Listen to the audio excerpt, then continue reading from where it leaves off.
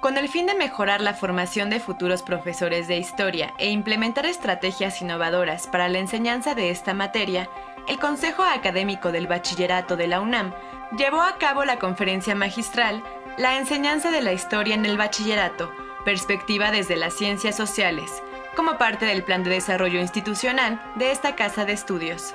Especialistas en historia y sociología aseguraron que esta disciplina fortalece la formación integral y propedéutica de los alumnos. Pero esta perspectiva lo que busca es enfocar el problema concreto de enseñar una disciplina particular y precisamente poner al servicio de este enfoque todos los demás aspectos. Este evento está dirigido a los profesores porque consideramos que son ellos los principales actores del cambio educativo. Entre los métodos de enseñanza que se deberán aplicar para mejorar el aprendizaje de la historia está el uso de nuevas tecnologías, la lectura de textos que tengan un lenguaje más claro, trabajar por ejes temáticos y desarrollar nuevo material didáctico. La enseñanza de la historia es un antídoto para la intolerancia, ¿sí?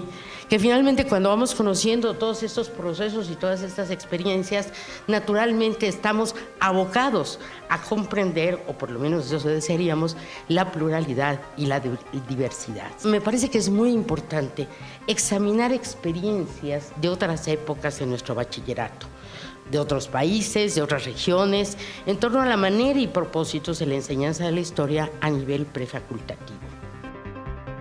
Esta conferencia magistral, dirigida principalmente a profesores y alumnos de la Escuela Nacional Preparatoria, el Colegio de Ciencias Humanidades y el Bachillerato a Distancia, es parte de un programa en el que se incluyen acciones para mejorar el aprendizaje en las áreas de lenguaje, matemáticas y ciencias experimentales. Para TV UNAM, Paulina Gómez.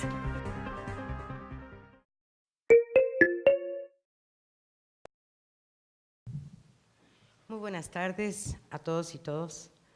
Es un gran honor, de verdad, y agradezco la invitación de nuestra coordinadora del Consejo Académico del Bachillerato, la doctora Frida Sacaúl, a quien tengo el privilegio de conocer desde hace muchísimos años, ¿sí?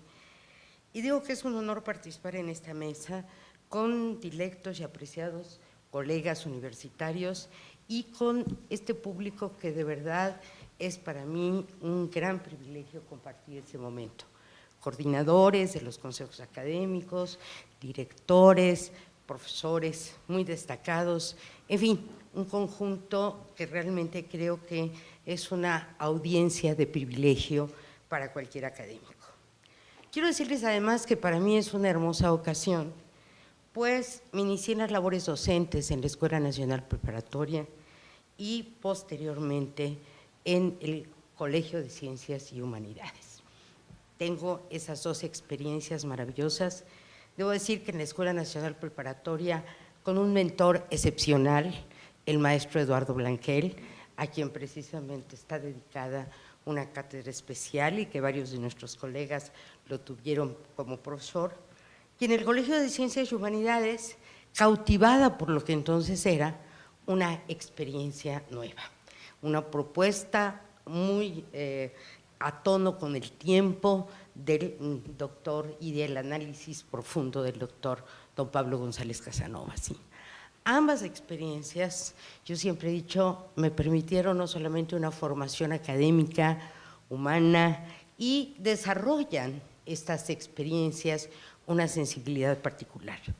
Debo confesar que haber tenido mi primera responsabilidad administrativa como coordinadora del colegio, del área de historia del Colegio de Ciencias y Humanidades, plantel Azcapotzalco primero y Oriente después, pues fue de veras un aprendizaje intenso, no necesariamente fácil, pero que, como he dicho, aporta una serie de elementos para toda la vida.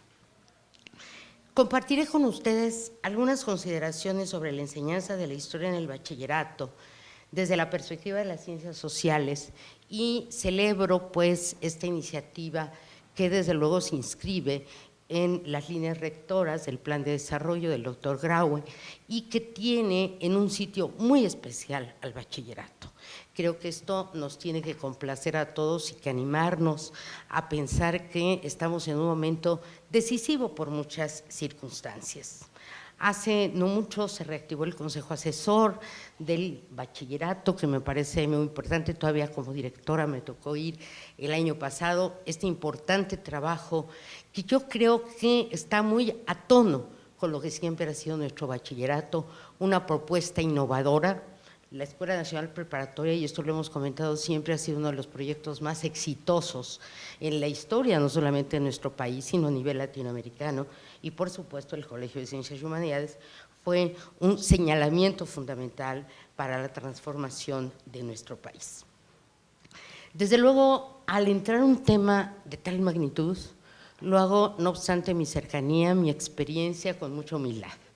Cercanía porque he tenido también el privilegio de reunirme con varios profesores, sobre todo el Colegio de Ciencias y Humanidades, en revisión de planes de estudio.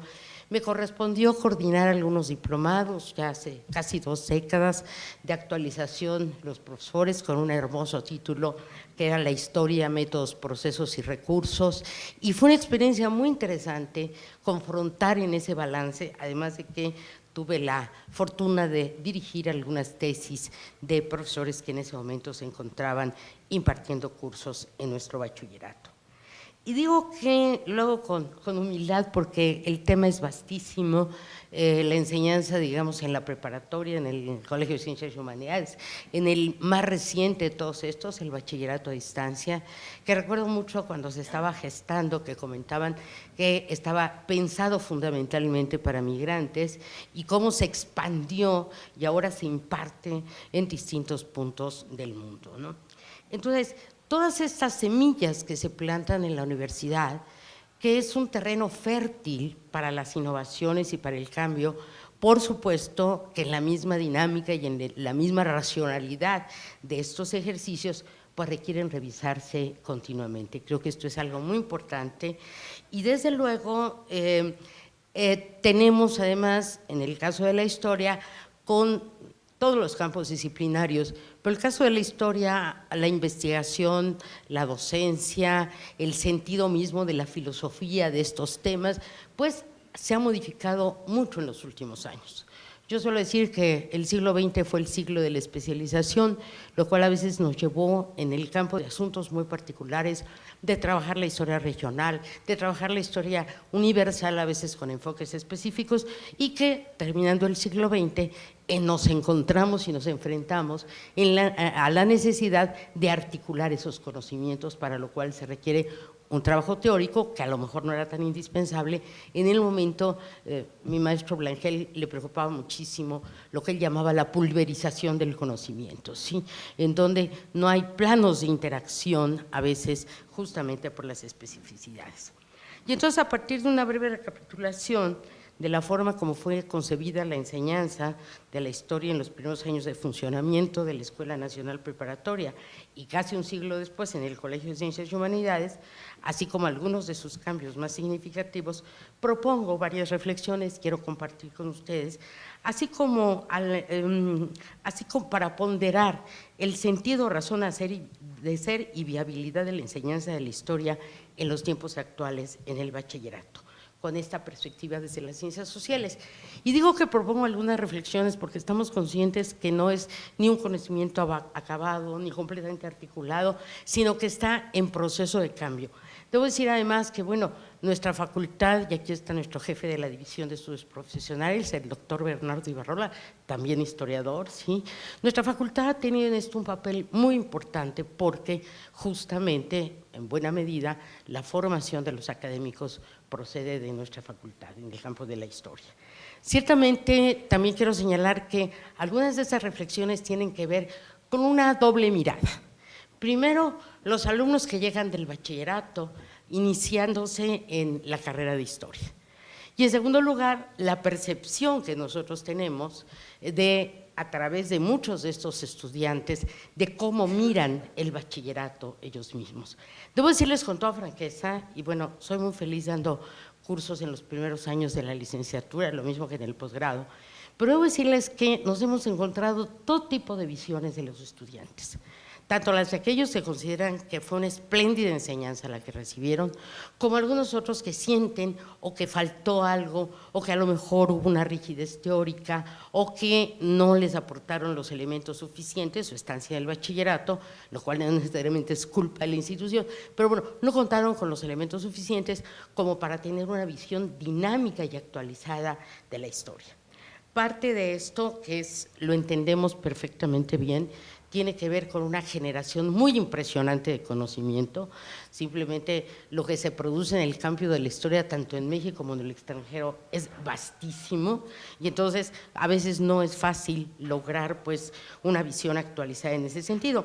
Sin embargo, creo que en muchos casos sí es factible, y tenemos, como decía la doctora Frida Sacaula, tenemos que correr las vías para hacerlo, ¿sí? Y esto me parece que es muy importante, sobre todo porque sabemos que una porción de los estudiantes que cursan estas materias de historia llegarán felizmente a nuestra facultad, otros irán a otros campos de conocimiento, a otras áreas, y algunos lamentablemente no proseguirán sus estudios.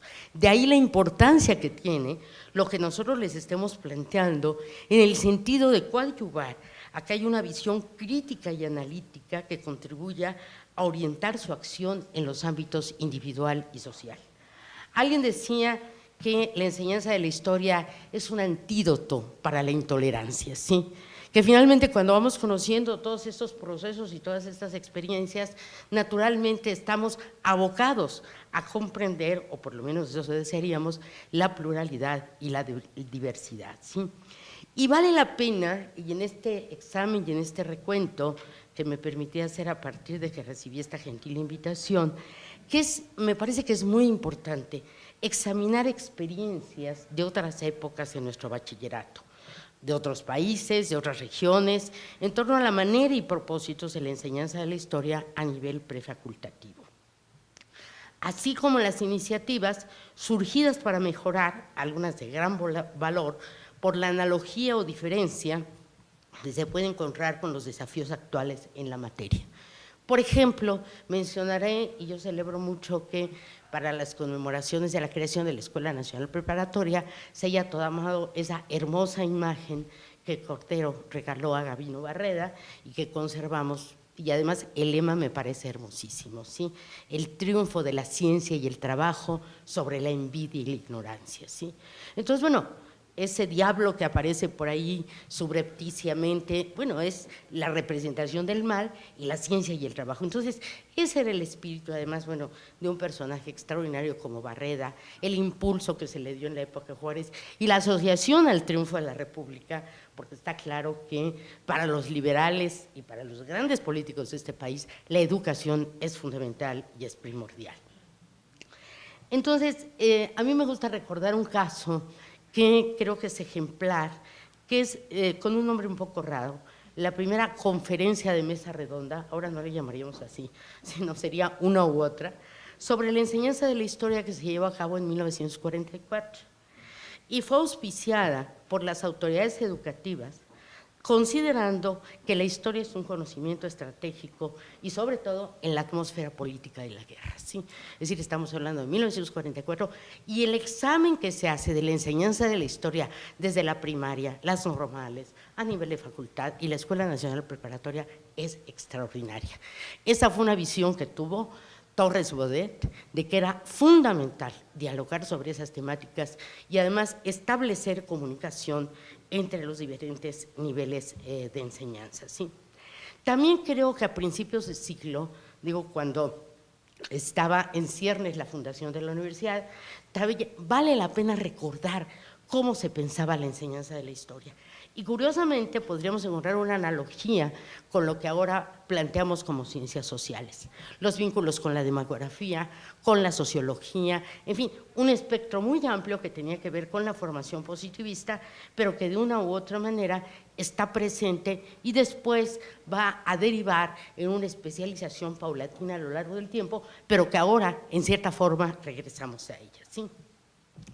Quiero decir también que, bueno, esta tendencia tan importante que prosperó después en el Colegio de Ciencias y Humanidades, ¿sí?, donde la enseñanza de este campo se inscribió en el área histórico-social y cuyo énfasis se encontraba, creo que esto es importante, en el método, de manera paralela a lo de ciencias experimentales, al igual que el resto de las áreas, y que en conjunto planteaban la formación integral de los alumnos del bachillerato bajo un lema que ahora se ha popularizado mucho en otro sentido: aprender a aprender, ¿sí?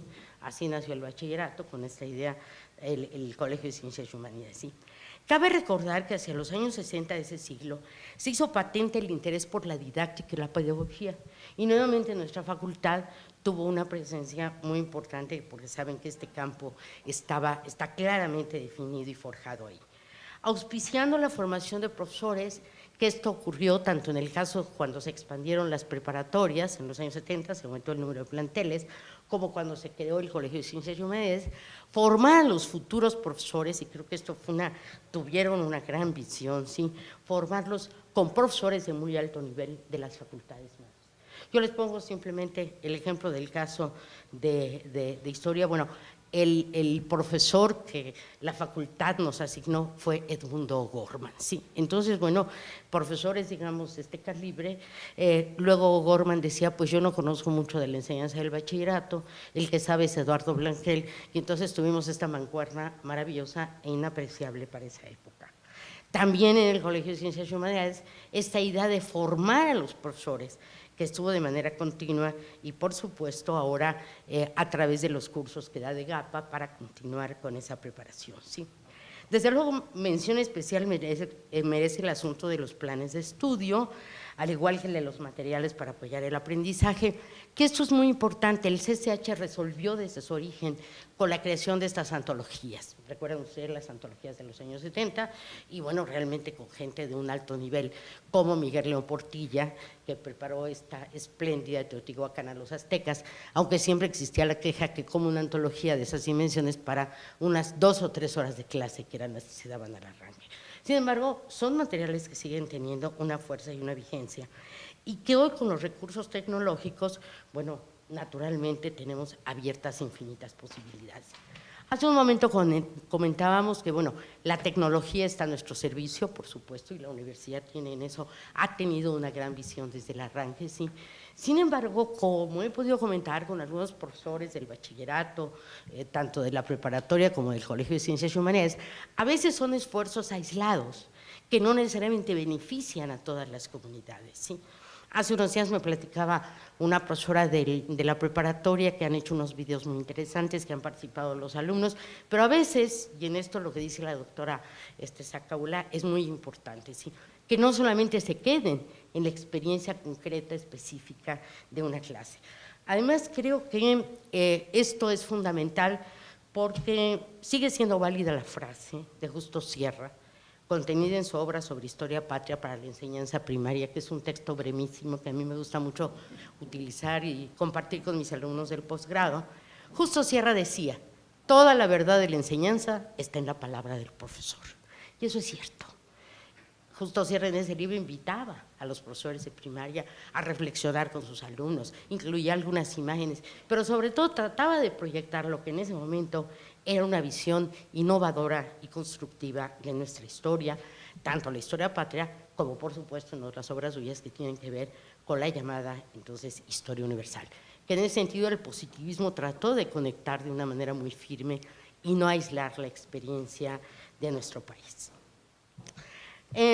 También algo que nos preocupa y que de tiempo en tiempo resurge es que el dilema de la narrativa de la historia, si debe sujetarse a la secuencia cronológica o a la temática, si son los ejes explicativos los que tienen que servir, pero me parece que es algo en donde tenemos que buscar una combinación idónea, porque debo decirles que muchas veces cuando se trabajan ejes temáticos muy amplios, nuestros alumnos, cuando llegan ya a estudiar la licenciatura, les cuesta trabajo la comprensión de un proceso secuente, porque a veces la fragmentación de lo económico, lo social, lo político, no les permite, digamos, ubicar adecuadamente.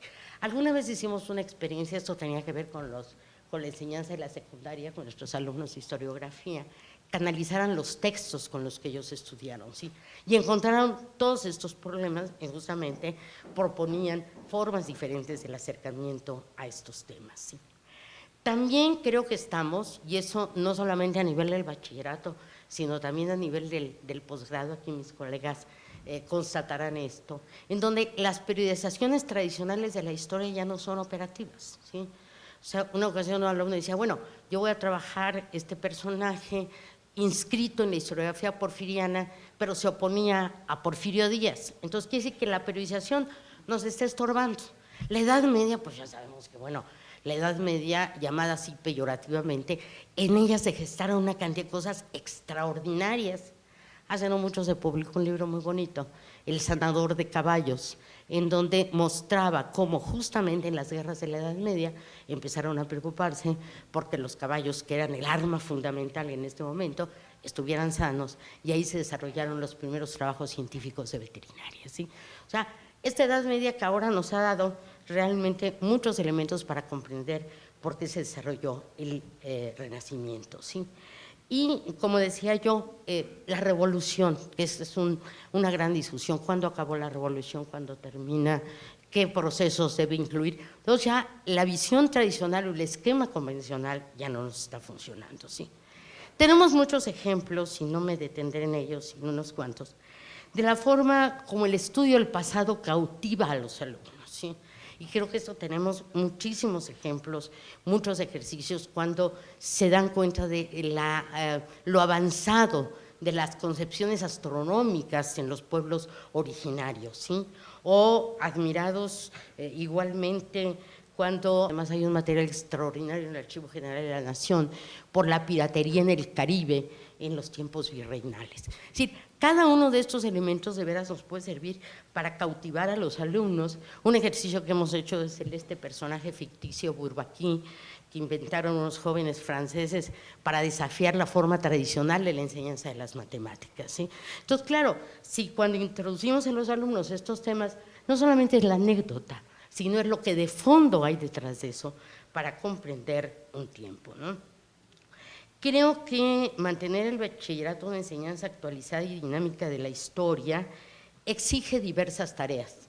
Y créanme que la verdad en esto los profesores, los investigadores estaríamos con muchos deseos de colaborar. Y creo que en ese sentido, primeramente necesitamos un ejercicio de reflexión teórica a través de nuestros colegas, nuestros profesores de ambos bachilleratos, ¿sí? Porque, ¿qué estamos entendiendo por ciencias sociales? Aquí seguramente el doctor Castañeda me va a decir que está clarísimo lo que son las ciencias sociales. Desde fuera no necesariamente, porque se empiezan a incorporar, ¿sí?, otra serie de elementos. Felizmente la universidad tiene estos programas maravillosos de México Nación Multicultural, que coordina el maestro José del Val. En fin, tenemos una serie de elementos que requerimos, todo este universo. A mí sí me preocupa cuando veo en algún programa y en alguno de los que revisé decía, queremos una visión totalizadora de la historia. Bueno, la totalidad, francamente digo, no es posible. Tenemos que elegir, tenemos que articular, pero sobre todo tenemos que conseguir una malla, que construir una malla suficientemente sólida y flexible como para que entren ahí los nuevos conocimientos, ¿sí? Y en este sentido, nuestros alumnos de ahí de la licenciatura, pues tuvieron una iniciativa muy bella, ¿no? Los del primer semestre, generar una aplicación para que a través de ella se pudieran comunicar al bachillerato los hallazgos, las novedades, que a veces pueden ser aparentemente muy pequeñas. A mí me gusta mucho citar el caso del doctor Mario Murria, consejero de nuestro Colegio de Letras, que le hecho un hermosísimo estudio porque la actualizó en Tlaxcala en los años 40 del siglo XIX al primer traductor en español del Paraíso Perdido de Milton. Es realmente un dato que cautiva a cualquiera, más otros muchos más que podríamos ir encontrando, pero sobre todo abre una serie de preguntas. ¿Cómo es posible? Un tlaxcalteca en el siglo XIX conocía el idioma y además se volvió una traducción muy afamada en ese tiempo, ¿sí? Sí necesitamos también un grupo virtual en donde podamos discutir las tendencias y las interpretaciones de la historia que están variando día a día. Varían tanto que a veces vuelven a las de otros tiempos y eso no sobra tenerlo presente, ¿no? Necesitamos exactamente una circulación expedita de las investigaciones especializadas. Enrique Florescano decía hace muchos años que tardaban 3 lustros en pasar del conocimiento especializado al dominio social, ¿sí?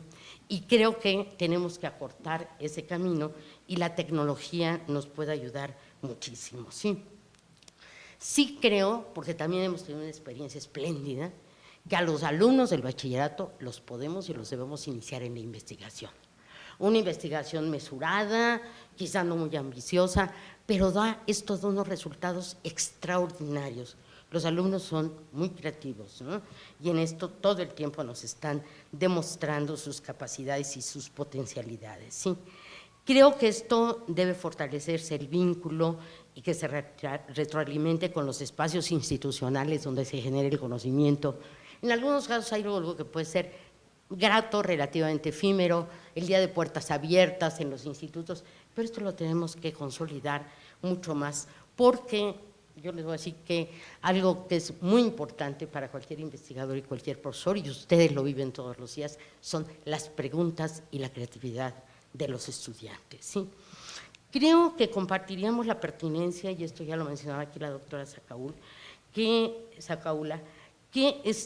tenemos en nuestras manos solamente, digamos, los datos actuales de la matrícula, 112,000 estudiantes, un poco más, 112,600 y tantos estudiantes, ¿sí? Que es de veras una cantidad enorme. Los alumnos que han pasado a lo largo de todos estos años, la generosidad de la UNAM, de las fundaciones para que ellos tengan beca. Me tocó estar en un evento en donde se hablaba de la movilidad estudiantil y nuestra facultad ha sido de las que más movilidad ha tenido en comparación, digamos, en las áreas de humanidades, que esto son datos que a veces no conocemos y que han hecho un espléndido papel. Además de que cada vez que viajamos al extranjero nos dicen, por favor, mándenos a sus alumnos, que ya están listísimos para la investigación y que son un excelente potencial para todos los análisis que hacemos. Menciono rápidamente que en el curso de los años 80 aparecieron una serie de ensayos, estudios, por ejemplo, Frida Díaz Barriga, Victoria Lerner, en fin, hicieron alguna reflexión sobre la enseñanza de la historia en ese momento. Después encontramos unos cuantos trabajos, hay uno muy bonito que coordinó Luz Helena Galván sobre un ciclo de conferencias que hubo en el 2005 sobre la enseñanza de la historia en la Academia Mexicana de la Historia. Pero creo que aquí hay toda una línea, ya lo mencioné aquí, sobre la enseñanza en los distintos campos y que podemos nutrir de muy diversas maneras, ¿sí? Y en esto, reitero, en algún artículo de la maestra Carmen Villatoro, ella menciona, bueno, la importancia del enfoque que desarrolló Eduardo Blanquel en su momento, diciendo que la historia no surge de una necesidad individual de conocimiento, sino es una necesidad colectiva, cuestión que reitera también Arnaldo Córdoba en sus momentos, ¿sí? Y el mismo Blanquel decía, yo pienso que en el ámbito universitario, al menos la única forma de enseñar a aprender historia es a través de la investigación personal y la discusión del trabajo en seminarios a partir de la lectura de textos. Que él era un extraordinario profesor de comentario de textos, creo que eran las cosas que él logró desarrollar de una manera ejemplar. Quiero decir también que, bueno, Blanquel hizo un ejercicio excepcional, valdría la pena incluso hacer la reedición, no sé qué tanto se conozca, de una bellísima iniciativa que se llamó Tiempo de México. No sé si alguno de ustedes llegó a conocerla. En el año 82 se llegaron, 82, 84, 28 millones de ejemplares. Era un anexo en los periódicos y entonces se repartía. Bueno, con un grupo de historiadores jóvenes, la doctora Josefina Magrego, el maestro Juan Puig, en fin, hicieron esto y lograron en 4 o 5 páginas sintetizar lo que era un periodo histórico. Podía ser todo lo arbitrario que quisiera, porque no es fácil, digamos, dividir la historia, pero tiene ideas tan luminosas y sobre todo lo que hace en la sección editorial es un poco ponerse en la oposición de lo que podía haber sido, si Iturbide consumaba la independencia, sino, y creo que a veces estamos acostumbrados a decir, bueno, ya sabemos el desenlace, ¿verdad? Y de acuerdo con ese desenlace, pues simplemente hay una visión a lo mejor un tanto mecánica. Blanquel lograba, tenía esa habilidad y entre esos textos hay uno bellísimo, que es una entrevista que le hace al doctor José María Luis Mora, un gran conocedor, digamos, de este personaje, que intitula "Ha llegado la hora del cambio social". Y es Mora tomado en esa dimensión extraordinaria. Entonces, creo que tenemos esta experiencia, tenemos este trabajo, y sí, lo que yo les comentaba de la conferencia de mesa redonda, además de una recapitulación que hizo el Instituto Panamericano de Geografía e Historia en 1948 en un sentido semejante. ¿Cómo se enseña historia en todos los niveles? Y debo decirles que, bueno, participaron tanto en la conferencia de mesa redonda como destacadísimos historiadores del momento. Uno de ellos, el que la promovió del Instituto Panamericano, pues fue don Silvio Zavala, ¿sí? Y así nos encontramos a Caso, a Tejasabre, a Chávez Orozco, en fin, debatiendo sobre lo que es y las potencialidades de la historia en ese momento. Yo quisiera insistir en que tenemos multitud de elementos atractivos. Alguna vez discutíamos muy airadamente en unos textos de historia que entraron a un concurso y que no cumplían realmente me estoy refiriendo al nivel primaria, no cumplían los requisitos, cómo a veces se generaban escenarios creados, no reales, para estimular a los alumnos. Y uno de ellos era, reproduce este diálogo entre Maximiliano y Juárez, cuando sabemos que pues, nunca hablaron, ¿verdad? O sea, entonces, una cosa es iniciar a los estudiantes, digamos, en esta búsqueda, pero como decía Luis González, aquella ocasión que vinieron algunos brasileños a nuestro país hace varios años, la realidad supera la ficción, ¿sí? Entonces, creo que tenemos en la investigación, en los repositorios de los archivos, una cantidad enorme de materiales que nos pueden permitir estimular a nuestros alumnos junto a este trabajo teórico que nos está haciendo falta. Por ejemplo, la Biblioteca del Niño Mexicano, que hicieron Heriberto Frías escribió los textos y José Guadalupe Posada los ilustró. Es muy impresionante, yo se las he llevado a mis alumnos de primer año de la licenciatura y dicen, bueno, pobres niños, si leían esto no deben haber podido dormir, ¿verdad? Porque la muerte, la matanza del Templo Mayor, o sea, está pensado en esta enseñanza que exalta la idea patriótica y que finalmente obra, digamos, o se refiere negativamente a la colonia. Y en el caso de México, pero también de otros países, o sea, yo recuerdo algún comentario con Arnaldo Córdoba, mi querido e inolvidable doctor Córdoba, me decía, bueno, qué estremecedora novelista de finales del siglo XVIII es Jane Austen. Ahí se puede conocer a fondo la sociedad de ese tiempo, ¿sí? O como algún día nos decía la doctora Juliana González, ¿sí? Para entender el presente hay que irse a la antigüedad y comprender el Parnaso, Dionisos, y toda esa Apolo, toda esa mitología del bien y el mal, ¿no? Y así podemos encontrar la literatura perseguida en la Nueva España.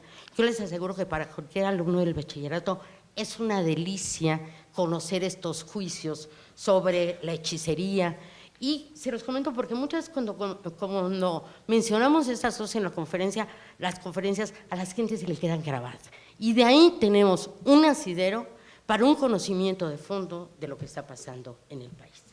Desde luego podríamos tener muchísimos ejemplos más, pero ya he abusado del tiempo, son temas fascinantes y comentaré uno más, ¿no? Por ejemplo, la infinidad de representaciones artísticas. Aquí nuestros historiadores del arte tienen un material bellísimo. Alguna vez hicimos el ensayo con nuestros alumnos de la licenciatura de preguntarles si había una pintura de Hitler en México y todos dijeron ninguna. Claro, nos acercamos al mural que pintó Juan O'Gorman en Pátzcuaro, en la biblioteca Gertrudis Bocanegra, en donde aparece Hitler con un letrero de un área muy pequeña que se llama Cueva de Ratas. A lo mejor necesitaríamos un área mayor, pero bueno, en ese momento hay una representación de Hitler absolutamente imprevista e impensable y hay toda una historia que la explica, ¿no? O la casa fantástica del inglés que llevó a San Luis Potosí y que ha sido de veras motivo de gran interés y de mucho entusiasmo, ¿no? Y desde luego también, bueno, la música, la poesía, etcétera. Bromeamos con nuestros alumnos y bueno, hago aquí la misma pregunta, ¿no hay ningún menor de edad? No, ¿verdad? Bueno, para leer una poesía erótica. que nos resulta de verdad fascinante para los alumnos. Es una poesía de Tablada, el primer poeta del modernismo, y de ahí podemos sacar lo que sea, ¿no? Y entonces, bueno, se les lee un fragmento porque la verdad es muy bella. Quiero en las gradas de tu lecho, es Misa Negra, seguro algunos de ustedes ya la conocen. Quiero en las gradas de tu lecho doblar temblando las rodillas y hacer el ara de tu pecho, de tu alcoba, la capilla, y celebrar ferviente y mudo sobre tu cuerpo seductor, lleno de esencias y desnudo, la misa negra de mi amor. A doña Carmen Romero Rubio le pareció horrible el poema, corrieron a tablar del periódico, pero bueno, se estaba inaugurando el modernismo en México. Y ese es uno de los muchísimos ejemplos que tenemos para de ahí partir un conocimiento más profundo, siempre y cuando lo hagamos articuladamente con un... Y que desde luego les garantizo, la gente lo recuerda muy bien. En alguna ocasión platicando con nuestros alumnos de licenciatura, les comentamos una hermosa iniciativa que tuvo Blanquela a finales de los años 60, que fueron las rutas históricas de la Ciudad de México, ver la historia como un gran documento. Bueno, pues nuestros jóvenes de licenciatura se entusiasmaron y quieren hacer un proyecto así, porque sienten que la maravillosa historia de esta ciudad no solamente está trastocada por los ejes viales, sino que se mantiene en lo más profundo y en las visiones simbólicas, porque esa es otra parte que los jóvenes están entendiendo muy bien, las visiones simbólicas pues de la antigua Tenochtitlán, que ha pasado todo un recorrido. Entonces son procesos que se pueden encontrar de muchas maneras, y lo que les quiero decir es que tenemos un gran trabajo por hacer. Nuestros alumnos son realmente de una gran inteligencia y de una gran creatividad, y el bachillerato y la generosidad de nuestra universidad y el talento y la dedicación de los profesores de la misma, y en este bachillerato creo que se pone la muestra y un nivel muy alto. Tenemos que seguir trabajando precisamente porque yo sostengo que ahora, como se decía en los años 40, la historia es un conocimiento estratégico para autoidentificar nuestra manera de vernos, para autovalorarnos, que eso es algo muy importante, para comprender que hemos vivido etapas de crisis terribles. Una vez platicando con la doctora Josefina Vázquez decía, bueno, México perdió la mitad de su territorio, pero la sorpresa es que haya conservado la otra mitad, ¿no? O sea, tal y como estaban las cosas. Entonces, bueno, pues yo les agradezco mucho su atención y creo que tenemos una tarea muy importante por hacer y que hay todo el ánimo, todo el entusiasmo y además una maravillosa institución que entre sus funciones sustantivas nos permite articular todo lo que vayamos reflexionando. Muchas gracias. Y ahora sí me presta. Sí, claro, gracias. Muchísimas gracias a la doctora Villegas por esta espléndida ponencia. Para proseguir con el programa, pedimos atentamente a los distinguidos académicos que componen la mesa de análisis subir al estrado, por favor. La doctora Gloria Villegas Moreno. Doctora, bienvenida nuevamente.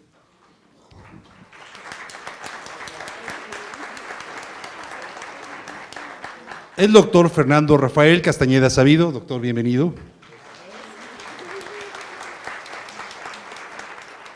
La doctora María del Carmen Raquel Galicia Patiño. Bienvenida, doctora. La doctora Tzin Julieta Pérez Monroy. Doctora, bienvenida.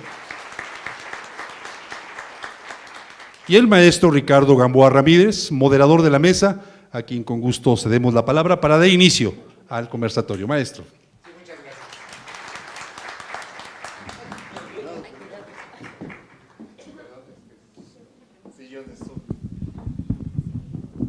Perdón, fue para asustarlos. Bueno, vamos a dar inicio a esta intercambio de comentarios, de opiniones acerca de la ponencia muy interesante que presentó la doctora Villegas. Entonces, yo voy a moderar. Ahorita que se hablaba de tecnología, pues voy a usar un aparato tecnológico que es un cronómetro para evitar que se pase.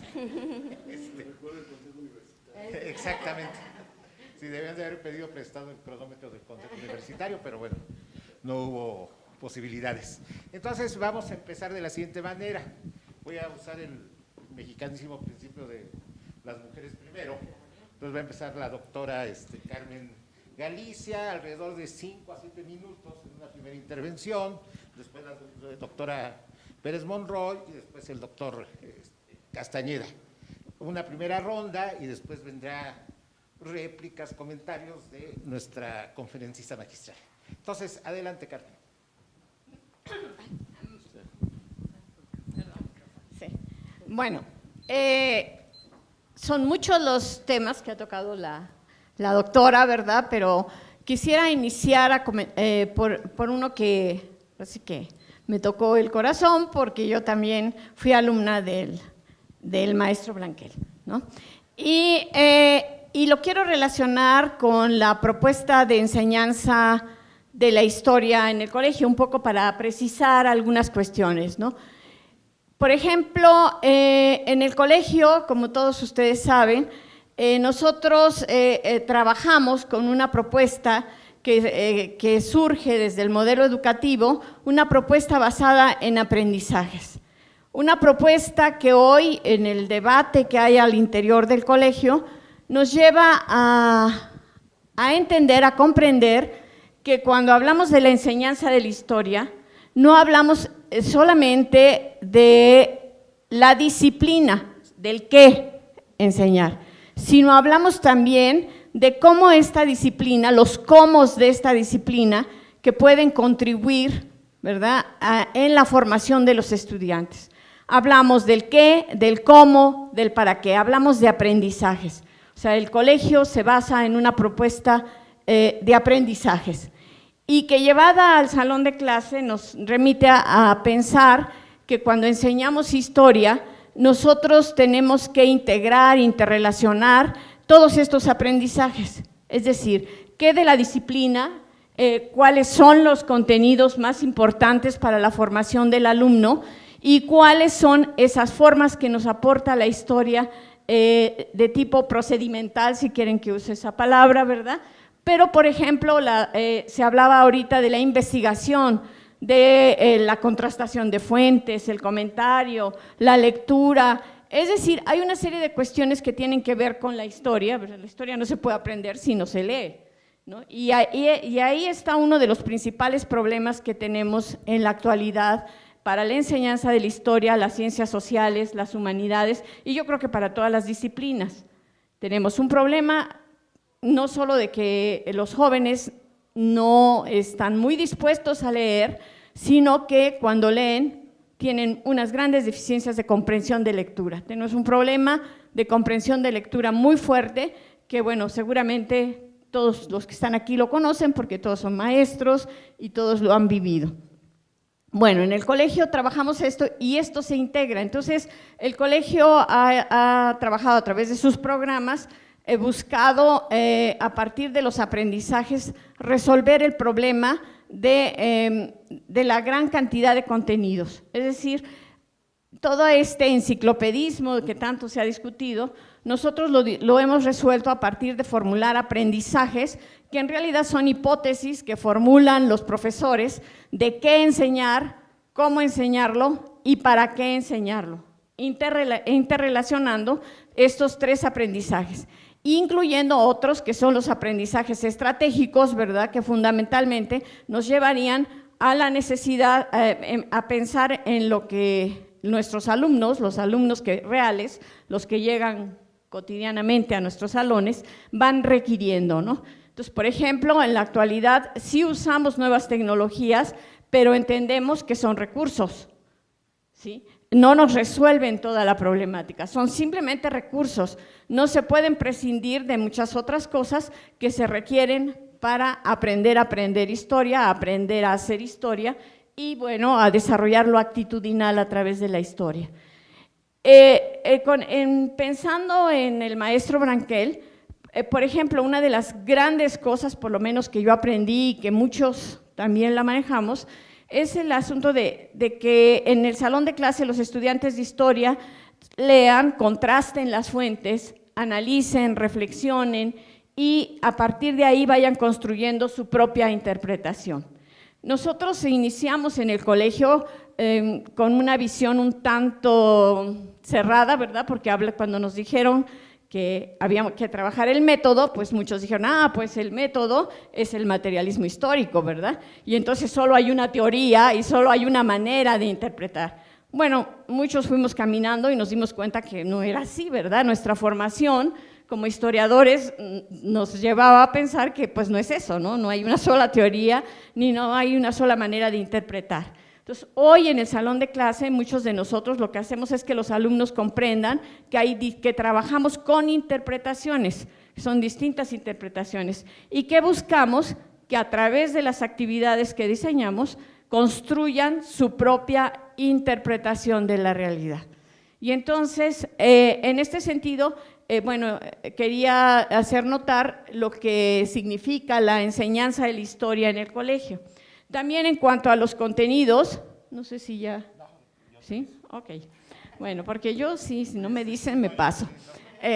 En cuanto a este debate que hay de si se estudia, si lo más importante, ¿verdad?, es esta cuestión de enseñar por problemas, por temáticas, o seguir la cronología. Bueno, primero hay que distinguir entre cronología y historia, porque nuestros estudiantes la confunden. Los alumnos que llegan de la secundaria, lo primero que nos dicen es que no les gusta la historia, que la odian, y cuando uno empieza a preguntarles por qué, pues nos dicen que porque son muchos nombres, muchas fechas que hay que aprenderse de memoria. Y obviamente pues eso no es la historia, ¿verdad? Esos son los datos, información que en la secundaria les hacen memorizar, es una enseñanza memorística. Y nosotros en el colegio tratamos de romper con esa enseñanza memorística para entrar en otra forma de aprender, ¿no? Sí se requiere la memoria, pero una memoria comprensiva, una memoria de otra índole, ¿no? Se requiere que el alumno entienda lo que significa lo que está estudiando. Y en ese sentido, bueno, también estaría la manera en que tratamos de relacionar el pasado con el presente. Y en cuanto a este debate, ¿verdad?, yo creo que es muy difícil para los alumnos que llegan de la secundaria entrar de lleno a una enseñanza por problemas, por temáticas, porque ellos vienen de una enseñanza cronológica, pero cronológica en serio, no histórica, ¿verdad? ¿Sí? Bueno, pues nada más, gracias. Bueno, como quedó claro de la presentación de Carmen, ella es profesora del Colegio de Ciencias y Humanidades, ahora es el turno de la doctora Pérez Monroy, que es profesora del otro subsistema de la Escuela Nacional Preparatoria y además también profesora de la facultad. Así, adelante, Julieta. Muchas gracias. Bueno, no puedo comenzar sin antes agradecer a quienes me han invitado, al CAB y a los organizadores, a todos los organizadores de este evento. Creo que puede ser el inicio de algo trascendente para hacer la revisión justamente, como lo decía la doctora Gloria Villegas, de la enseñanza, pues de cada área y también de cada disciplina, o bien desde un enfoque multidisciplinario también. Eso por un lado. Por otro lado, también quisiera aclarar para poder hablar de mis puntos de vista, decir que como la doctora Gloria Villegas, yo también estoy ligada tanto con la prepa como con el Colegio de Ciencias y Humanidades, ya que yo fui alumna de la primera generación del CCH, entonces conocí al CCH desde sus principios y entonces, bueno, digamos que fui partícipe de este proceso, de este primer proceso del colegio. Y pues después como profesora en la Nacional Preparatoria, y bueno, me siento involucrada con los dos subsistemas. Bueno, a mí me correspondería justamente hablar de la otra parte de la Escuela Nacional Preparatoria, y lo primero que veo es que hay una gran riqueza en nuestro bachillerato si nosotros consideramos los dos subsistemas. Entonces, bueno, durante muchísimos años, durante más de 100 años, solamente había uno, que era el de la Escuela Nacional Preparatoria, y a partir de 1971, pues tenemos dos subsistemas. Dos subsistemas que, si nos vamos a la década de los 70 del siglo pasado, pues en principio eran completamente diferentes, pero a mí me parece, por lo que he visto de los 70 para acá, que hemos aprendido mutuamente el CCH de la prepa, porque empieza pues obviamente enfrentando una tradición de más de 100 años, pero también con las innovaciones que hizo el CCH, la prepa también ha aprendido, eso estoy muy convencida. Ahora, sí me gustaría ir hacia esta parte histórica a la que se refirió la doctora Gloria Villegas, en cuanto a los primeros años de enseñanza de la historia. Y bueno, la historia formó parte desde el proyecto original de la comisión que hizo la ley del 2 de diciembre de 1867, formaba parte del plan de estudios. ¿Cuál era la idea? La idea es que la historia formaba parte de una formación, podríamos llamar de una cultura general, que yo creo que era la semilla de lo que ahora llamamos formación integral. Y por otro lado, tenía un papel propedéutico. Recordemos que antes los estudios preparatorios estaban fraccionados y se estudiaba justamente antes de cada carrera. Cuando se conjuntaron los estudios preparatorios en una sola institución que se denominó Escuela Nacional Preparatoria, entonces también fue importante esta formación integral. Digo esto porque nosotros nos debatimos en una atención que también le corresponde al CCH en cuanto a qué es prioritario, la formación integral o la parte propedéutica. Y bueno, me parece que los dos aspectos son importantes. Entonces, debemos de cuidar los dos aspectos, creo que ha sido así, pero también hemos tenido en la prepa definitivamente planes de estudio que han atendido más la parte propedéutica, o hay otros que han atendido más la parte de una formación general, integral, que da pues una cultura general. Entonces, bueno, nos hemos debatido en esto. Por otro lado, creo que es interesante sacar a relucir que el primer profesor de historia en la Escuela Nacional Preparatoria fue Manuel Paino en 1968 y después de él Ignacio Manuel Altamirano, o sea, no teníamos historiadores profesionales propiamente y ellos fueron nuestros primeros profesores de historia. Es interesante de la cátedra de Manuel Paino, pues por lo menos destacar dos aspectos, que sería, él incitó a sus alumnos a escribir una serie de ensayos que les llamó disertaciones y luego las envió para que se publicaran y así se hicieron, están publicadas en el diario oficial sin correcciones para que fuera el público el que juzgara. Pues creo que este experimento donde ya los alumnos hacían sus ensayos, hacían su investigación y luego ellos escribían, pues es interesante. Segundo lugar, pues no teníamos libros de historia propiamente para la enseñanza. Entonces, ¿qué hizo el profesor Manuel Paino? Él escribió sus propios apuntes, que luego se publicó como libro, y solamente consistía en preguntas y respuestas. Entonces, bueno, eso fue en los primeros tiempos, y luego viene el profesor Justo Sierra, en donde, bueno, ya se sistematizó, porque él parte de una idea de que no hay propiamente una enseñanza de la historia, y bueno, a partir de ahí se generan una serie de cambios. Ahora, me voy a dar un salto cronológico, precisamente, para hablar de la enseñanza de la historia hoy. O sea, claro que la enseñanza de la historia pasó por diversos propósitos, métodos, contenidos, y entonces llegamos al momento actual. La Escuela Nacional Preparatoria, como seguramente muchos de ustedes saben, está en un proceso de transición. Está en un proceso de transición en que se ha hecho un diagnóstico, en que se han revisado todos los programas de estudio, en donde se hicieron propuestas que fueron primero a revisores internos, después a revisores externos. Las comisiones que se conformaron hicieron pues todas las correcciones, producto de una discusión, se presentaron ante los respectivos colegios y recién se aprobaron, 2016 primero y 2017 después, respectivamente, Historia Universal, Historia de México, en donde, por cierto, no faltó la discusión de si se quedaba el nombre de Historia Universal, ya se había propuesto otro de Historia Mundial Contemporánea, pero como fue una actualización de programas, bueno, así se le denomina oficialmente, pues entonces quedó como historia universal. Pero digamos que lo podemos tomar como la mejor idea de Polibio, que era la historia que se conocía en el espacio que se conocía en aquella época en que se estaba conformando el Imperio Romano.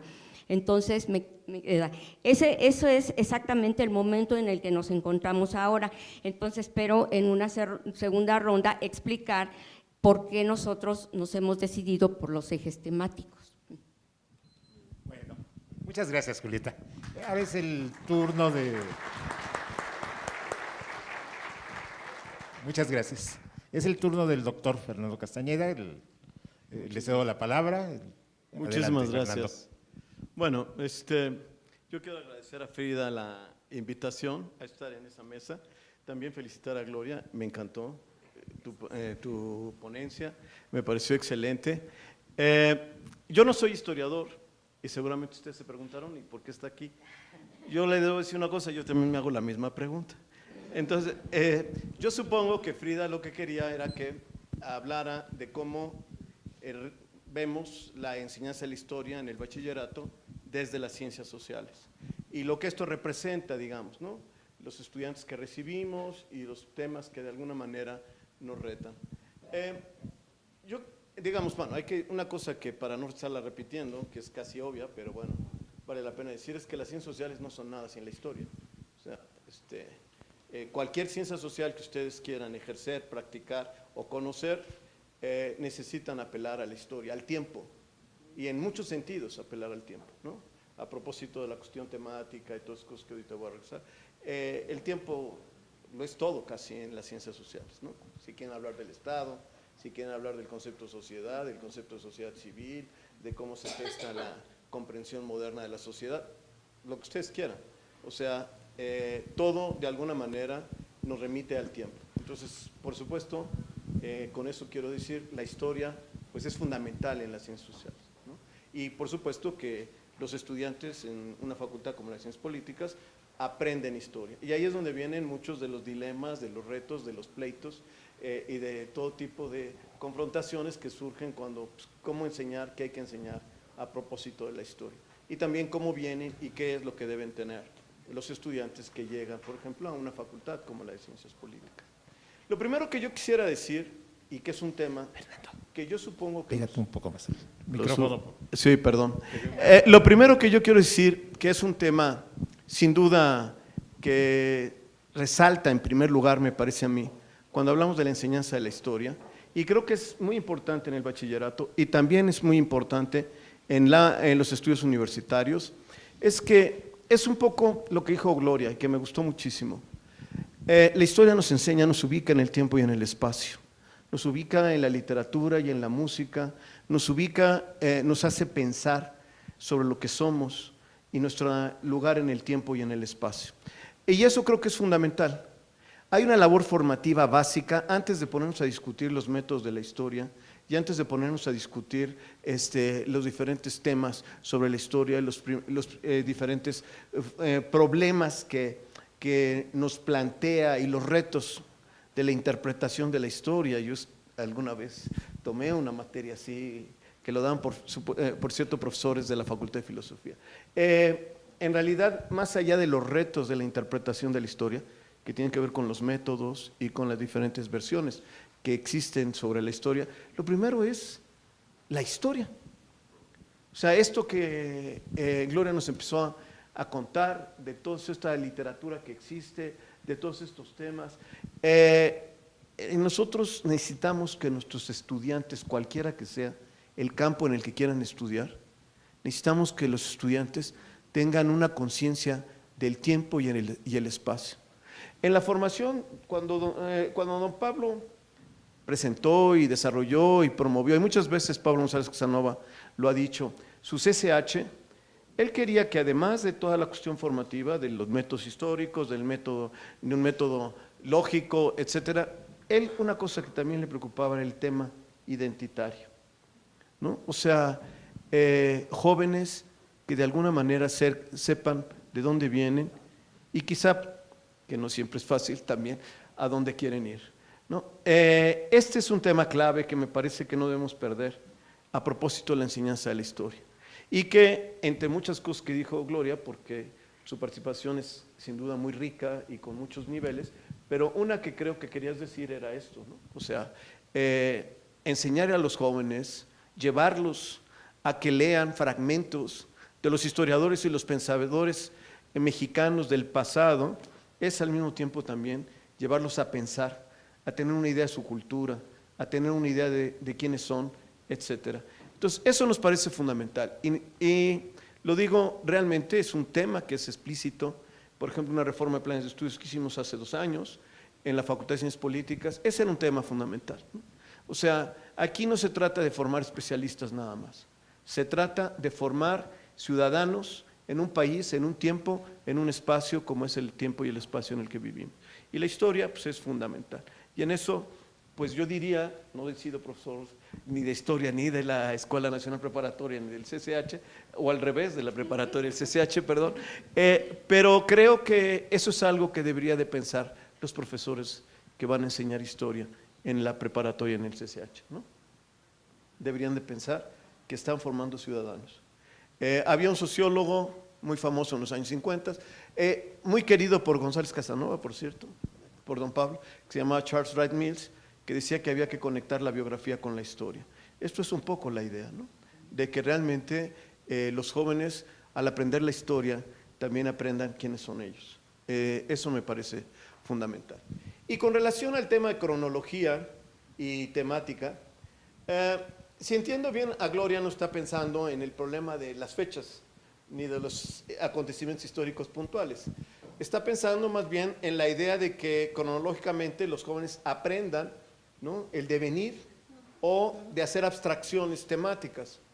En el caso de mi experiencia, y ahí sí, ese es un tema que para nosotros es fundamental en el campo de las ciencias sociales, nosotros sí necesitamos que nuestros estudiantes, por ejemplo, y eso es algo que es muy débil en la formación profesional, perdón otra vez, es que no, como no estoy acostumbrado a cantar, no puedo, no sé poner y a ver si cantaría, si cantara sería malísimo. Bueno, entonces, por eso no sé poner el micrófono aquí. Pero bueno, simplemente, ya me queda nada más un minuto, bueno, simplemente, pues para la siguiente vuelta lo comento. A mí me parece fundamental. Nosotros, por ejemplo, tenemos problemas, y en general hay un problema incluso de materiales y todo, por ejemplo, para hablar de la formación del Estado moderno. Por ejemplo, para que los jóvenes entiendan el proceso del… Hoy habla mucho de gente de la globalización, de la mundialización, etcétera.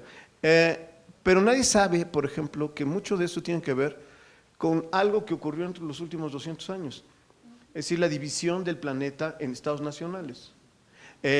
Conectar la revolución de independencia mexicana o la norteamericana con el proceso de formación de los estados nacionales es algo que para nosotros es muy importante, para que entiendan, por ejemplo, en qué terminamos ahora con esto que se llama globalización, la división territorial del planeta. Hace 200 años había muchos territorios y muchas formas de organización social que no tenían límites. El concepto moderno de sociedad y de sociedad civil tiene mucho que ver con esta forma de división territorial. Entonces, hay muchas cosas, y ya me toca, hay muchos temas que habría que trabajar y que ustedes deberían de trabajar la parte económica desde mi punto de vista. Bueno, muchas gracias, Fernando. Bueno, después de estas primeras reflexiones en torno a la conferencia de Gloria, es el turno de ella si quiere hacer comentarios acerca de lo que se ha comentado para que lleguemos a una segunda ronda. Adelante, Gloria. Muy bien, muy brevemente, muchísimas gracias por sus comentarios respecto a esta exposición y por los puntos de vista sobre aquello que solo se bosqueja y que evidentemente, bueno, pues tiene que estar ahí. Fernando tocó un tema que creo que es particularmente sensible en este momento, que es la cuestión de la ubicación cronológica o los ejes temáticos, ¿sí? Y creo que también tenemos que avanzar, y sí, me parece que si en algún lugar están los elementos y la diversidad para lograrlo, reconceptualizar algunos asuntos. Por ejemplo, creo que más que la cronología puntual de fechas, sí tenemos que pensar en las coordenadas en las que se produce o se desarrolla un acontecimiento. Con varios queridos colegas de ahí de la facultad hicimos un librito que se llama Los siglos de México, porque sabemos que a veces hay dificultad para ubicar estos temas, ¿sí? Muy al inicio del CCH recuerdo que algunos profesores decían, a ver Gloria, ¿qué fue primero, Iturbide o Santana? Unos minutos antes de entrar a dar clases, ¿sí? Eso, estoy de acuerdo, traían muy sólida la formación teórica, pero faltaba esta secuencia y bueno, no es cosa menor quién fue primero, ¿no? Bueno, entonces, creo que ese es un punto importante que valdría la pena trabajar. Y por otro lado, me da muchísimo gusto, y este es uno de los puntos en los que creo que tenemos que ser enfáticos, es que los estudiantes sean sensibles a las variaciones de la interpretación. Esa es una de las grandes riquezas que nos puede aportar la enseñanza de la historia, ¿sí? Y creo que en ese sentido, y recuerdo aquellos diplomados de actualización de profesores, en donde había muchísima resistencia, y ustedes lo dijeron muy bien ahí, a salirse del espacio del materialismo histórico, que fue con el que se creó el espíritu muy atinado en ese momento y que además, bueno, impactó también a nivel… Por supuesto, creo que todo eso tenemos que repensarlo y me gustaría mucho que siguiéramos comentando sobre el asunto. Muchas gracias, Gloria, muy amable. Bueno, para una segunda ronda de intervenciones, y creo que se quedaron en un punto muy importante, tanto Carmen como Julieta, que es pasar a ver ya lo que se está enseñando ahora y cómo se está enseñando. Entonces le pido a la doctora Galicia que dé inicio a esta segunda ronda. Bueno, primero se aprende en el error, quiero corregir, quiero agradecer la invitación porque yo empecé sin decirlo, agradezco la invitación a todos, ¿verdad? Y por supuesto, lo que dijo Gloria me pareció extraordinario, ¿no? Bueno, aprendí en el error. Por supuesto que este asunto del espacio y el tiempo es muy importante, no se puede enseñar historia sin esas coordenadas y es muy formativo. Cuando se trabaja con ejes temáticos, no se puede perder de vista este asunto, sobre todo porque el paso de la secundaria al bachillerato no puede ser tan abrupto, ¿verdad? Que de pronto el alumno que viene con esta idea de que la historia es una cronología y no un proceso o no tiene claridad en el asunto, pues no lo puedes meter a un cambio tan drástico. Ahora, por otro lado, tampoco en este sentido hablo de tiempo y espacio, porque el espacio también resulta fundamental, ¿no? El espacio histórico. Y esta conciencia de tiempo-espacio, ¿verdad?, se tiene que desarrollar gradualmente a lo largo de lo que es el primer año, ¿verdad?, cuando toman Historia Universal, cuando toman Historia de México. No es un asunto de un semestre o de 3 clases, ¿verdad?, sino es un asunto largo y sobre el cual el profesor tiene que trabajar mucho para que los alumnos tomen conciencia de este espacio. La idea de trabajar con ejes temáticos se puede dar, pero no desde el primer momento. Hay que preparar a los alumnos para tal evento. Y tampoco se puede dar separado, lo económico, lo político, lo social, porque esto en realidad está tergiversando el propio proceso histórico. En la historia se articulan todos estos aspectos y no se pueden enseñar por separado, ¿no? Eso no quiere decir que no se puedan hacer investigaciones de carácter temático a lo largo de un curso, pero eso es otra cosa, ¿sí?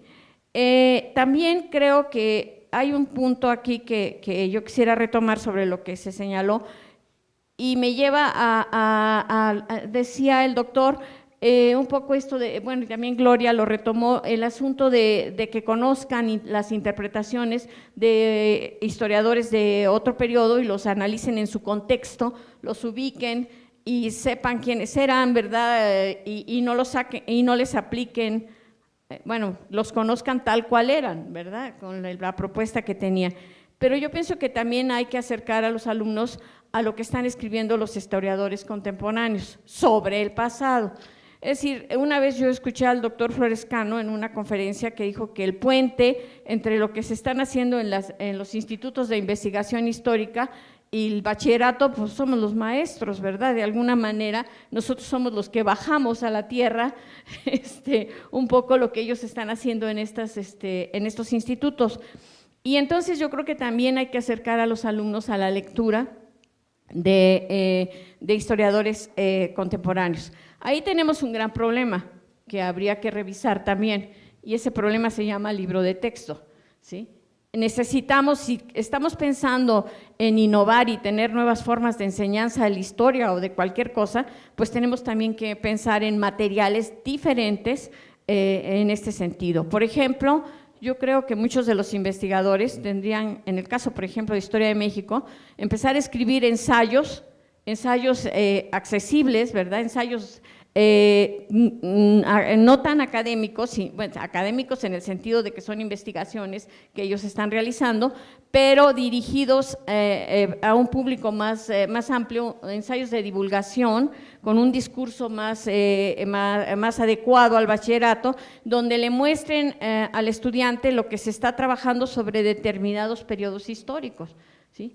Es decir, ensayos donde esté desde distintas perspectivas el análisis, no sé, de la Revolución Mexicana, ¿verdad? Y que en el salón de clase yo tenga la posibilidad de trabajar y decirles a mis estudiantes, miren, aquí está un ensayo escrito por este historiador y contrastarlo con este otro y revisar algo, ¿verdad?, de algún historiador de la época o del periodo, ¿no? Y entonces, esto es muy formativo para los estudiantes, porque no solamente conocen lo que ocurrió, sino también se vinculan con las investigaciones que se están haciendo y las propuestas novedosas o innovadoras que están haciendo los historiadores sobre la periodización, los enfoques, etcétera, pero también los motiva, porque la historia cobra otra dimensión, ¿no? Bueno, ese sería un asunto que está pendiente y yo creo que sí los investigadores tendrían que articularse en algún espacio con profesores de bachillerato, ¿verdad?, para trabajar materiales que sean adecuados para los estudiantes, pero que nos muestren lo que están investigando, para bajar las investigaciones que se están haciendo en los institutos a los estudiantes de bachillerato y motivarlos para que se interesen por las distintas disciplinas, ¿verdad?, para que vean desde otra perspectiva. Y bueno, finalmente, bueno, yo quería también decir esto que señalaban sobre… ¿Ya? Perdón. Este asunto de la formación, lo que es prioritario, la formación integral y lo propedéutico, ¿no? Y bueno, coincido con la doctora de que las dos cosas son importantes, son fundamentales, pero en el caso de la historia se da previo al tiempo en que los alumnos toman en el quinto, bueno, nosotros quinto, sexto, pero ustedes en el último año, empiezan a tomar ya, estudian economía, ciencia política, derecho, etcétera, y yo creo que en este sentido la historia tiene un carácter formativo inicial, que los introduce, los prepara para las distintas materias y las distintas disciplinas, pero además los interesa, porque es en la clase de historia donde se motiva a muchos estudiantes para que estudien economía, para que estudien derecho, para que estudien historia, es decir, es el acercamiento hacia las ciencias sociales, y no solamente es la formación en el sentido de lo que la historia nos deja, sino también la parte propedéutica, ¿no?, que podría tener nuestra disciplina con respecto al resto de las ciencias sociales. Gracias, Carmen. Gracias, Carmen, muy amable, muy interesante. Ahora, para una segunda intervención, la doctora Pérez Monroy. Adelante, Julieta. Sí, muchas gracias. Bien, pues yo voy a comenzar directamente con la cuestión de los ejes temáticos, bueno, llamémosle así, ejes temáticos. Cuando se formó la comisión para hacer modificaciones, para actualizar el programa de Historia Universal, que fue el primero, pues nos preguntamos, a ver, en todos los foros se ha manifestado la inconveniencia de tantos contenidos temáticos, o sea, tenemos muchísimos contenidos, entonces, si actualizamos, vamos a aumentar O sea, ahora vamos a incluir vida cotidiana, por decir algo de historia del arte. Entonces, vamos a aumentar los contenidos. ¿Cómo podemos hacer para actualizar sin que aumentemos los contenidos? Quiero decir, sin que haya un gran aumento de contenidos, que definitivamente necesitemos el doble de tiempo. Discutimos la posibilidad de los ejes temáticos y sí se quedaron así, pero no con la idea de parcializar, definitivamente, porque hay 4 unidades, tanto en Historia Universal como en Historia de México, que sí son un eje económico, un eje social, un eje político y un eje cultural, lo cual de inmediato nos conecta con otras ciencias sociales. O sea, ya no queremos permanecer en nuestra isla de historiadores, lo cual también, bueno, nos han cuestionado algunos compañeros de que si ya vamos a perder la historiografía y ahora vamos a poner un poco de sociología y de politología. No, desde la historia, pero nos vamos a conectar, estamos hablando de la enseñanza de la historia desde las ciencias sociales, queremos abrirnos también a los métodos de otras ciencias sociales. Entonces, por un lado. Por otro lado, no es ver el aspecto económico y luego aislarlo de lo político, porque voy a tener que poner un ejemplo. En Historia Universal, si vemos en el primer eje, que es el económico, la industrialización que ha sido determinante en la sociedad contemporánea, la unidad termina con el impacto que ha tenido en los cambios en las formas de vida, y eso ya conecta con la vida cotidiana, con lo cultural. Entonces queremos que se interconecten un eje con otro y verlos, si vemos, por ejemplo, la industrialización en un sentido de historicidad, de proceso histórico, en donde la cronología no deja de ser importante. O sea, la cronología es parte de, no es la historia, pero sí es parte de la historia.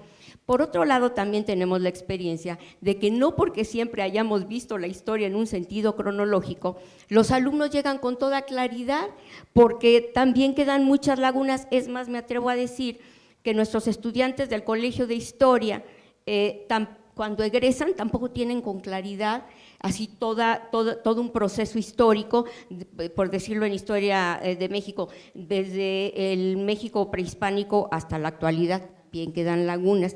Entonces, simple y sencillamente tenemos que buscar nuevos métodos para cubrir esa necesidad, que sí existe, pero también quisimos enriquecerlo no solamente con este enfoque político que prevalecía en nuestros anteriores programas, con algo de económico y algo de social, sino también con lo cultural, que es muy importante, en donde esté incluido arte, con la apreciación, con el goce estético, la cuestión del patrimonio, que se relaciona con un cuidado del patrimonio. Entonces, bueno, eso es lo que pretendimos hacer y ese fue el asunto de los ejes. Por otro lado, y finalmente en esto de los ejes, cada unidad, al enunciar un objetivo específico, trata de hacerlo en forma de problematización. Entonces, no es simplemente qué, o sea, también hay procedimientos, también hay actitudes, porque pues creo que ahora ya no podemos evadirnos en los programas de esto, ya no es simplemente el qué, por supuesto. Cada uno de ellos viene, en cada uno de ellos viene enunciado una problematización. Entonces, justamente, por ponerlo de ejemplo, la unidad a la que me he referido, o sea, ¿cuál ha sido el impacto de la industrialización en las formas de vida, por ejemplo? Y así va cada uno, la cultura, no solo como producto de, sino también qué impacto, porque la cultura también cambia al ser humano. Entonces, desde ese punto de vista, estamos trabajando los ejes. Bueno, ese es por un lado. Por otro lado, bueno, coincidimos con lo de la formación integral y la parte propedéutica, es nuestra tarea, está siempre en tensión, pero también hay que estar conscientes, y aquí sí me remito a uno de mis maestros, que fue el maestro Schettino, que decía, pero no se puede sacrificar la formación integral del estudiante de bachillerato por tratar de responder a las necesidades de las facultades. O sea, ahí tenemos que coordinarnos, tenemos que trabajar conjuntamente.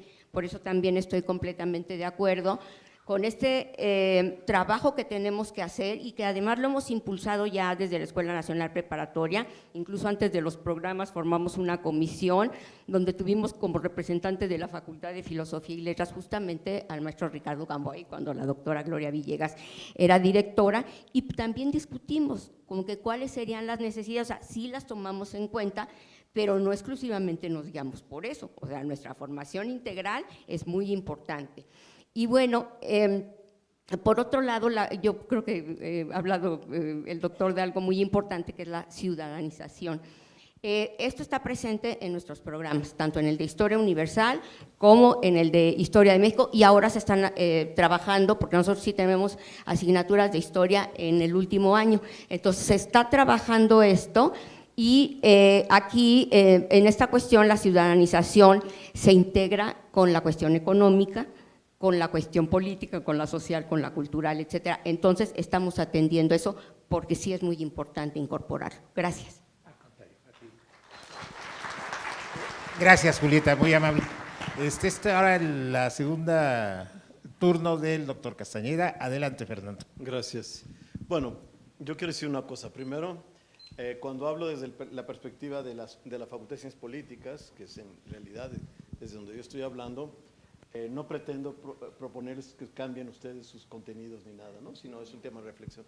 Y lo segundo que quiero decir es que en realidad lo que estoy diciendo es que deberían de hacer eso, más que tematizar, más que trabajar cosas en las que pretendan segmentar, eso se trabaja en las facultades.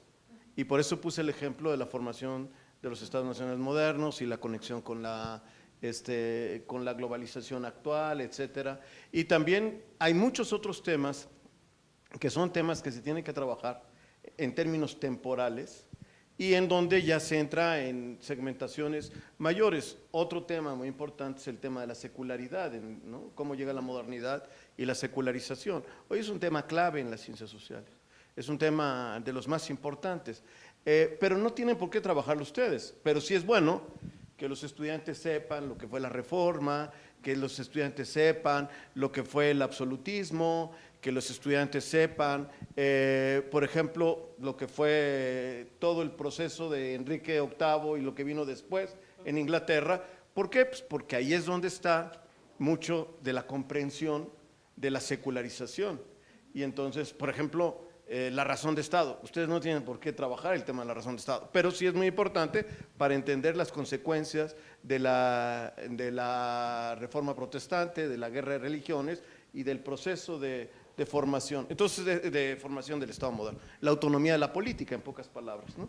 Bueno, entonces esos temas son temas que obviamente se trabajarían o se trabajan en una facultad como la mía, pero sí es muy importante, y no para que sea nada más planes de estudio para la Facultad de Ciencias Políticas, pero sí será muy importante que realmente esos temas estuvieran claros, digamos, en su origen, ¿no? Quiénes fueron, quién es Lutero, etcétera, ¿no? Incluso para entender cosas como la hermenéutica moderna, ¿no? O sea, ¿qué fue todo esto? Particularmente el luteranismo en este caso, o lo que fue todas estas sectas protestantes que emigraron hacia Estados Unidos.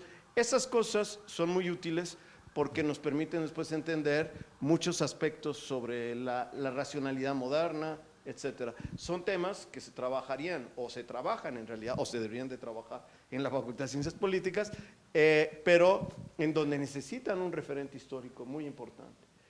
Y a eso me refería con que la parte cronológica, sin llegar a las fechas, es muy importante. O sea, que los estudiantes puedan ubicar todo esto en el tiempo, ¿no? Y las etapas que esto representa. Y lo mismo en el caso de México, ¿no? O sea, el caso de la formación del Estado mexicano, ¿no? Y todo lo que fue el pleito de los liberales, ¿no? Y todo lo que viene después de esto, ¿no? Bueno, a mí me parece que eso es muy importante porque además ubica al estudiante tanto en el contexto internacional o mundial y el contexto nacional. Y sobre eso, pues, entonces pues, se pueden trabajar muchos asuntos sobre la formación del Estado mexicano. A eso me refería yo con que la enseñanza de la historia sería útil, ¿no? Y no solo por objetivos de nuestra facultad, pero sí sería útil que los estudiantes tuvieran muy claro esos tiempos, ¿no? Y esos momentos históricos, y que esos momentos, esos tiempos, y que supieran bien de estas personalidades, de estos hechos, etcétera, fueran la base para después, ahí sí, ¿no? Ya tomar segmentos, fenómenos muy particulares, ¿no? Del derecho moderno, cómo surge el derecho moderno, la positivización del derecho, etcétera, etcétera, etcétera, para la ciencia política, por ejemplo, ¿no? O todo el proceso de formación de la sociedad moderna para la sociología. Pero sobre la base de estos acontecimientos, que son los referentes. Si un estudiante sabe claramente a qué nos estamos refiriendo, pues inmediatamente conecta lo que aprendió en la preparatoria o en el CCH con las enseñanzas ya propiamente del proceso de la formación de la modernidad tardía, como algunos le llaman, en la que vivimos hoy en día, ¿no? Bueno. Muchas gracias, Fernando. Muy amable.